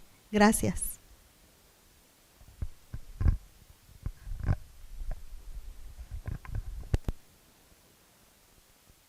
Pues igual que Perla, yo me quedé pensando mucho, igual que Arely. Yo tengo ya algunos años que me jubilé de la universidad y mi trabajo es precisamente elaboración de proyectos. Y ahorita ya me moviste todo el tapete con estos proyectos que he estado trabajando y digo, híjola, pues qué domesticada he estado, qué domesticada estoy. O sea, cómo la academia me ha domesticado en todos estos proyectos, ¿no?, que he estado trabajando estos años. Y ahorita con bueno, acabo de terminar uno con mujeres recicladoras de basura. Y empecé con esto de las chinas, pero ahorita ya creo que me voy a replantear todo porque, híjola, sí, me moviste mucho el tapete. Y también, igual que Perlita, pues sí estoy mucho interesada en esta sistematicidad que tú comentas, y bueno, es un panorama nuevo para mí. Y también sí me gustaría, pues, tener algún contacto posterior contigo para plantearte también esto de este proyecto que pues es nuevo, ¿no? Es un proyecto que va hacia la presidencia de las comunidades chinas a nivel nacional, me lo pidieron. Entonces ahorita ya no sé si hacerlo exacto, aunque no les guste, ¿verdad? A lo mejor ya no me contratan, pero igual. Gracias.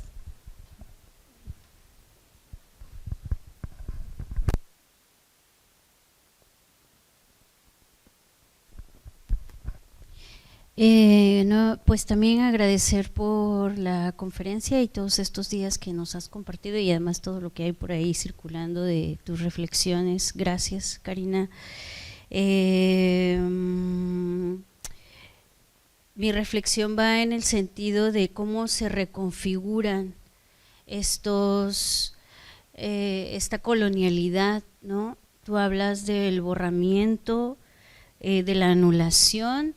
Y yo pienso en este momento, sobre todo que está el 8M muy en boga, me viene a la mente el diluir y la coaptación, o el cooptar, ¿verdad?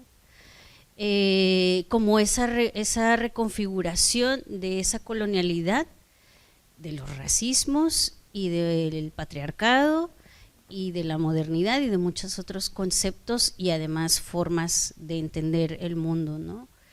Y lo menciono como, pues eso, ¿no? Me quedaba pensando en el borramiento, en la anulación, en la resistencia, por supuesto, ¿no? En la perspectiva del borramiento y la anulación, que es desde el que está colonizando.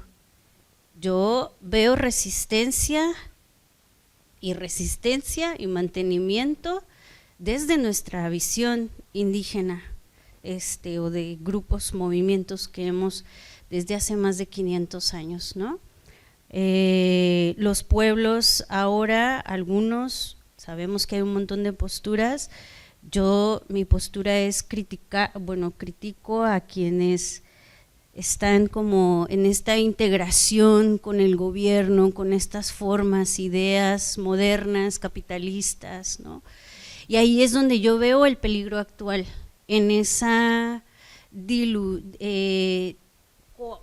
cooptar y diluir desde ideas, conceptos, formas de entender el mundo, la vida, la lengua, ¿no? Las lenguas, y entonces eso, me quedo más allá, o sea, gracias por este borramiento, anulación que ahí está, me lo cuestiono y lo veo como, ok, eso es desde el colonizador, y veo resistencias y veo esta reconfiguración a partir de la integración y asumir y tomar estos conceptos, ¿no? Como el feminismo, los feminismos, como la resistencia, ¿no? Que se escuchan ahora están en las instituciones, las marchas, ¿no? Los movimientos tomados por los grupos antiderechos, no sé, como a mí me parece actualmente una reconfiguración de este borramiento, y lo veo más así como un diluir, que ya no sabemos qué es qué, ¿no? O no vemos la profundidad de esos conceptos o de esas formas, manifestaciones, ideas. No sé si me di a explicar, pero por ahí van mis reflexiones. Gracias.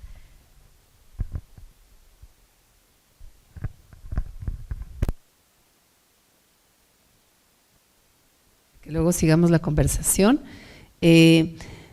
Bueno, yo quiero retomar lo que decía la compañera que trabaja ahorita que va a iniciar el proyecto con mujeres chinas o sobre mujeres chinas. Yo insisto mucho en el tema de los posicionamientos estratégicos, porque de repente podemos tener perspectivas muy radicales o radicalizadas, y eso nos lleva a la inmovilidad o nos lleva a tener desgarramientos que luego nos impiden como pues buscar salidas, ¿no? O sea, somos tan radicales que no podemos estar en ningún lado, ni en la academia, ni la investigación, ni nada, porque todo es colonial, ¿no? Entonces yo siempre digo, no, la radicalidad no radica en eso. Obviamente implica tener posicionamiento estratégico, o sea, ubicarnos. Por eso te decía, no dejes de hacer tu investigación, es cómo esas investigaciones también pueden aportar o dar luz en la medida también del reconocimiento de los límites, porque bueno, hay gente que no nos podemos dar el lujo de que me corran de mi trabajo, o dejar de hacer lo que hago porque tengo que comer y tengo que mantener, no sé, la reproducción de mi vida, ¿no? Pero cómo a través de ciertos desplazamientos podemos alumbrar sobre terrenos, sobre espacios que suelen quedar invisibilizados, es decir, borrados.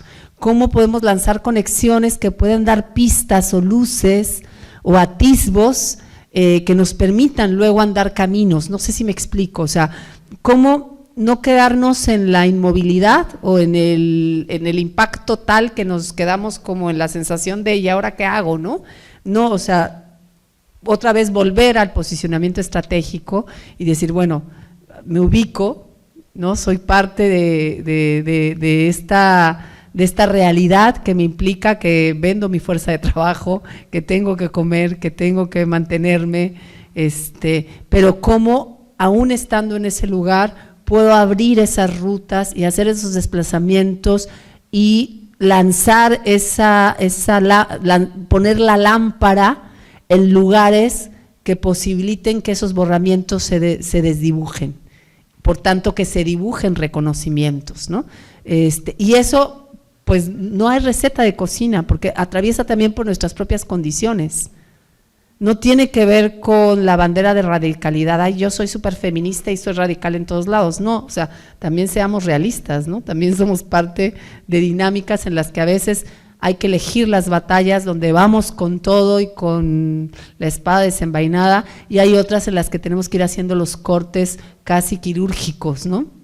Entonces, o sea, no es una invitación a que quememos la academia y a que cuando ya no tengamos de otra, pues la comeremos, pero quizá ahora todavía podemos hacer caminos y rutas, porque yo cuando entré, por ejemplo, yo nunca me pensé doctora, jamás, Primero porque yo vengo de un barrio popular también obrero, como Arely, y pues yo no me pensaba que iba a hacer algún día el doctorado, pero la verdad es que me metí a la maestría porque me daban una beca y me permitía sistematizar la experiencia en la que yo trabajaba, que era en la selva tropical campechana, ¿no? Con comunidades indígenas y rurales, entonces era como óptimo, ¿no? O sea, no manches, me pagan y además sistematizo lo que estoy haciendo. Y luego me seguí hacia el doctorado cuando me fui a la montaña de Guerrero, a la costa montaña, y era como muy pragmático, ¿no? Y de repente me vi doctora y de repente se abrieron posibilidades en las que yo no estaba como muy consciente de que lo podía hacer, y lo hice, y de repente era así como chin, ¿no? Y muchas veces me pregunté si tenía que estar en la universidad, o sea, ahora ya no me lo pregunto, pero durante mucho tiempo yo decía, ¿qué estoy haciendo aquí? O sea, como que en qué momento caí aquí, ¿no? O sea, como me desorientaba. Y poco a poco me fui eligiendo también ese campo de disputa, ese campo de batalla, y además me di cuenta que era un campo que me abría la posibilidad de estar presente en otros campos sin tener ciertas preocupaciones cotidianas que tenemos cuando hacemos elecciones, que también son válidas y que son potentes, pero que yo dije, bueno, pues esto me da también el piso para hacer otras cosas, porque me garantiza también la subsistencia, por ejemplo, ¿no? Y esas cosas no hay que dejarlas de lado, también son importantes. Pero bueno, en todo caso, ¿cómo vamos haciendo esos desplazamientos? ¿Cómo vamos girando la lámpara y cómo vamos alumbrando en espacios que quedan invisibilizados, que quedan borrados, y que a lo mejor a través de nuestros trabajos podemos hacerle como a ver, aquí están también, ¿no? Y aquí hay mucho que aportar, ¿no? Desde ese lugar, o hay cosas que no nos gustan pero que están ahí, aunque a veces no podemos desarrollarlas o enunciarlas con demasiada profundidad. Y la otra, que voy a ir en desorden, pero cuando Arely planteabas el tema de cómo cómo a veces la academia nos domestica, y a mí a veces me agobia, la verdad, me agobia mucho, pero a veces le extraño. Ahorita estoy de sabático y ya quiero regresar a dar clases, no saben, así. No quiero regresar a la burocracia académica, pero tengo muchas ganas de regresar a dar clases. Y tengo ganas de regresar a dar clases porque es mi espacio de conversación también. Entonces, o sea, el diálogo de verdad y la conversación refrescan. Por fortuna, no, en mi caso, no solo el espacio del aula es el espacio de conversación. O sea, yo constantemente hago estas fugas hacia otros espacios, sobre todo con movimientos sociales y con procesos organizados, ¿no? Y no saben la riqueza.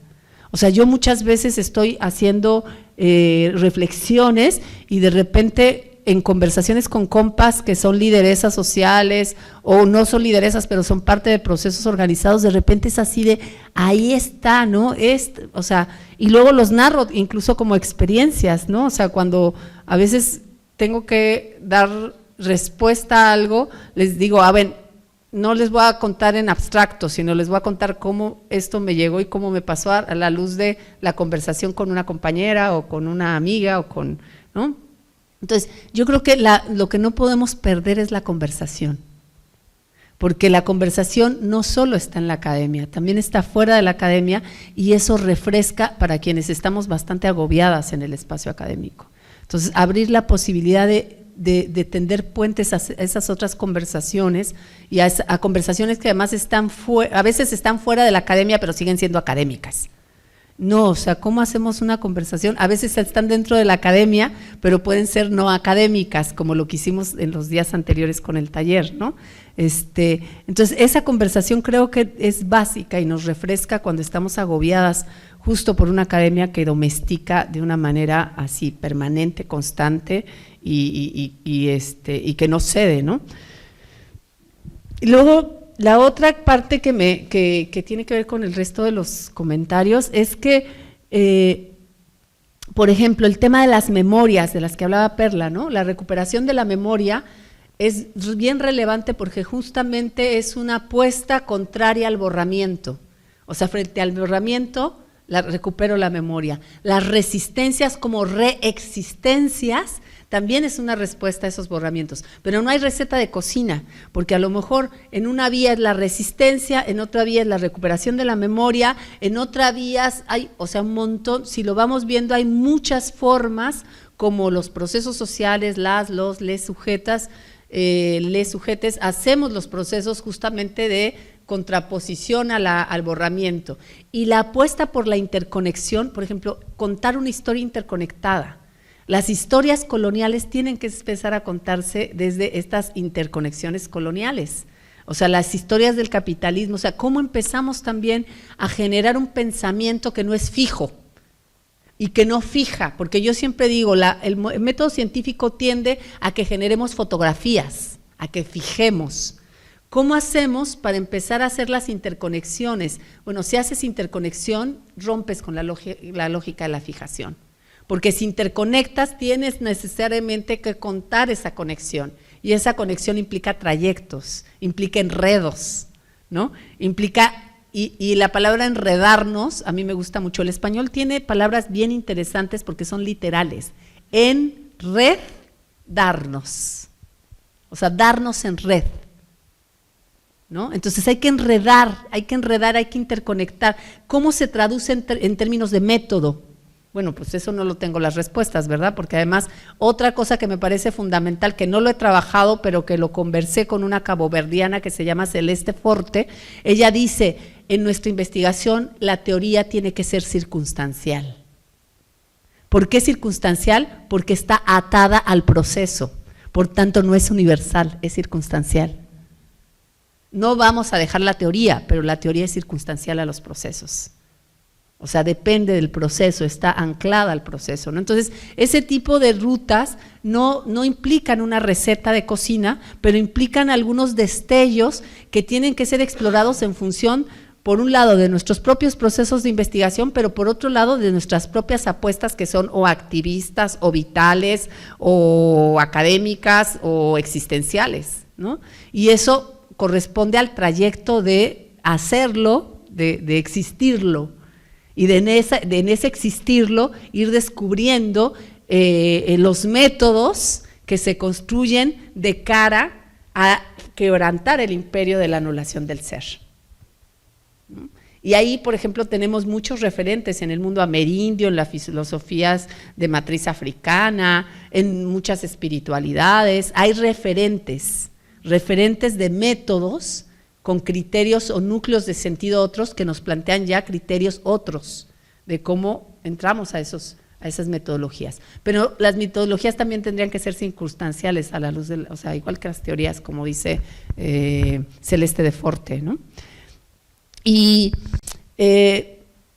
yo apelo así a ir, o sea, yo estoy trabajando mucho ahora el tema de las metodologías y de los métodos, no porque quiera construir una metodología, sino porque me gustaría justo poder enunciar y dar simplemente nombramientos, o sea, como destellos de formas, rutas, trayectos que van fisurando esas miradas únicas y unívocas que se presentan con el método científico, que es profundamente moderno y colonial, pero es sobre todo profundamente androcéntrico o androeurocéntrico y colonial, ¿no? Entonces, ¿cómo vamos generando ahí esos destellos que luego tienen que ser recuperados desde las experiencias investigativas puntuales, por ejemplo, o desde las experiencias activistas, o desde los intereses políticos específicos encarnados y particulares? No porque sean particularistas, yo no soy particularista, pero tampoco soy universalista. Entonces es cómo vamos construyendo, y yo creo que no hay recetas de cocina, no hay recetas de cocina, pero sí hay directrices que ya empiezan a abordarse y que ya empiezan a enunciarse, ¿no? Y tener como referente cuáles son esos criterios del núcleo de sentido de la modernidad colonial y cómo se expresan en apuestas epistémicas de la dominación, nos puede dar pistas de cómo hacer los tejidos en sentido opuesto a estas lógicas de la dominación, ¿no? Entonces ya empezar a enunciar que esos métodos de la dominación tienen que ver con este imperio de la anulación del otro, del que habla Sirina Adelvisabay, y de estas formas específicas como el borramiento, la desconexión, la anulación, el encubrimiento, etcétera, etcétera, ya nos dan pistas de cómo podemos hacer tejidos otros, en contextos específicos, bajo realidades muy específicas, donde se da, porque la reexistencia ¿no? No solo como resistencia, sino como reexistencia, está presente en la mayoría de los procesos que se viven en las sociedades, en los pueblos, en los territorios que estamos marcados por la historia colonial, ¿no? Entonces, bueno, no tendría mucho más que decir al respecto, más que la posibilidad de que sigamos la conversación para ir planteándonos esas rutas, esas formas, esas experiencias, esas reexistencias, pues a partir de los procesos en los que estamos involucradas, enganchadas, comprometidas o vinculadas, ¿no? O sea, ahí yo creo que no dejar el diálogo y la conversación es básico en muchos niveles, y uno de ellos tiene que ver con refrescarnos, que nos refresquemos de las dinámicas académicas que a veces sí nos domestican demasiado, ¿no? Y que necesitamos hacer la conversación para salirnos un poco de esa domesticación. Entonces yo apelo mucho a la conversación. Yo insisto también que el conocimiento se produce a través de conversaciones. Incluso el método clásico tiene como principio la conversación. Siempre te dicen, ¿con qué autor? ¿Cuáles te validas? Bueno, pues estás conversando con Hegel, con Marx, con Engels o con Harding, que por cierto acaba de fallecer, o con Rita Segato.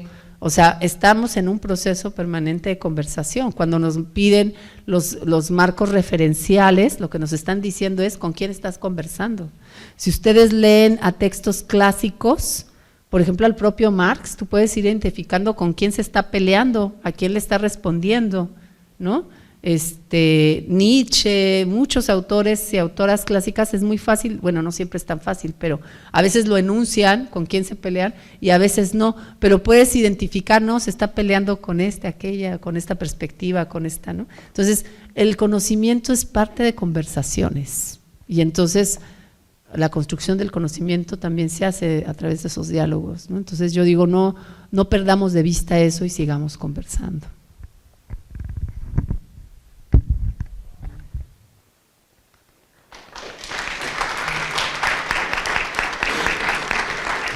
Y hay que irnos a cenar y luego a dormir.